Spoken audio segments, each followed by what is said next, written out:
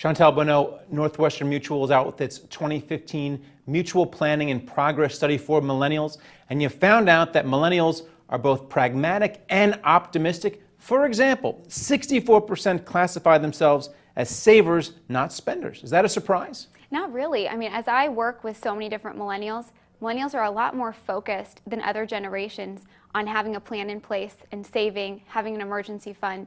They're really focused on the fundamentals. So it aligns a lot with what I see in the marketplace. And they're also realistic. According to your study, 73% say they expect to work past 65. They're not counting on Social Security. Should I be surprised by that?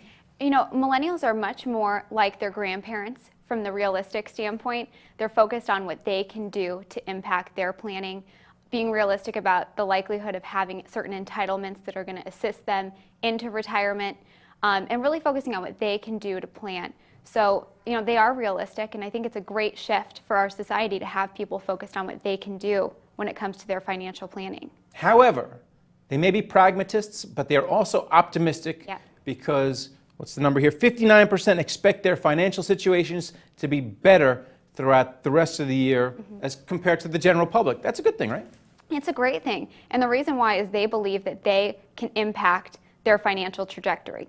So millennials are focused on planning and what they can do to change their financial situation in the current year and how they can save more and be up to speed on their trajectory that they're trying to build. And if they do work beyond 65, it's because they're excited by their jobs and they want to. At least a large part of respondents in the survey said that. I think it's both sides. I think a lot of millennials are focused on what kind of career they're going to have that they're excited to be a part of, maybe longer than 65.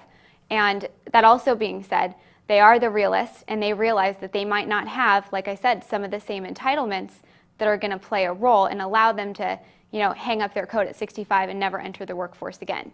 So that combination really, you know, kind of describes the optimist and the pragmatic side. And Northwestern Mutual has done a lot to put this study together. You've gone out and spoken to a lot of millennials. What do you do with this information? What can you glean from it? What are you going to take from it?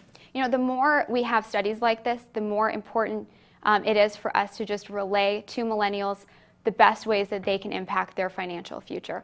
So as I meet with clients, I'm always focused on what they can do and how to feed to their economic behaviors and really, you know, ring true to the fact that they want to save more, they want to impact their future.